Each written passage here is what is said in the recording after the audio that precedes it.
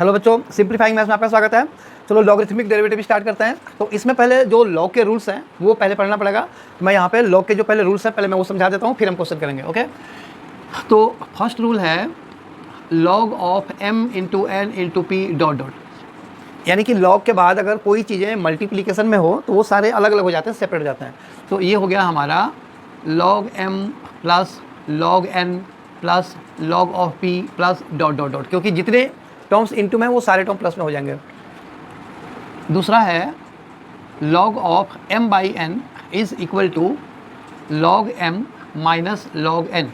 ठीक है, ये एक चीज़ ध्यान रखना, इसमें बेस में मैंने कुछ नहीं लिखा हुआ है। तो बेस में अगर कुछ नहीं लिखा हुआ है तो इसका मतलब कि ये जितने भी टर्म्स हैं ना विथ सेम बेस हैं। अगर यहाँ पे बेस में 2 है तो इधर भी हर जगह 2 है, सेम होता है, इसलिए उसको लिखने की जरूरत नहीं है। और जहाँ पे डेरिवेटिव के केस में या इंटीग्रेशन में जहाँ भी log का टर्म आएगा तुम्हारे पास अगर कुछ नहीं लिखा हुआ है तो उसका मतलब होता है बेस में e है, क्योंकि log x का डेरिवेटिव जो 1/x होता है ना वो तभी होता है जब log x बेस में e हो। कोई और नंबर है तो उसको हमें बेस चेंज का रूल होता है, उसको लगा करके पहले ई में कन्वर्ट करना पड़ेगा, फिर हम उसका डेरिवेटिव निकाल सकते हैं।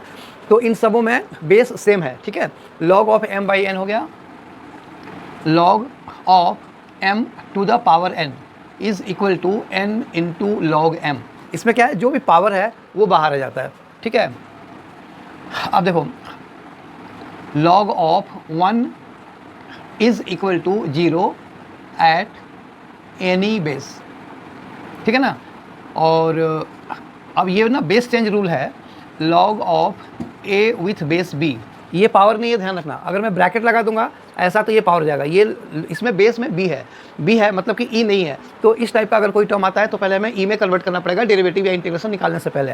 तो log of a with base b is equal to log a by log b with same base.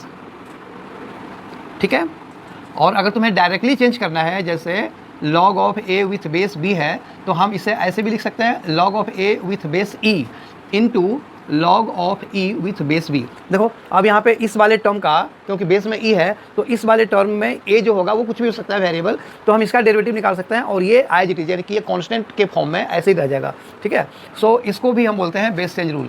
ये दो हैं बेस चेंज रूल। ठीक है, एक और रूल इसमें समझो log of a with same base is 1। ठीक है, ये कैसे आएगा, यही वाला फॉर्मूला अगर लगा लोगे तो log a by log equal to 1 ही होगा ना। तो इसलिए log of a with base same base is always 1। तो ये हो गए हमारे जो जरूरी रूल्स हैं log के। आई होप ये समझ में आया, तो इसे लाइक करो, शेयर करो एंड सब्सक्राइब जरूर करना। और लॉन्ग वीडियोस के लिए मेरा दूसरा चैनल टेक्निकल मैथ्स गुरु को भी सब्सक्राइब करना। Thank you.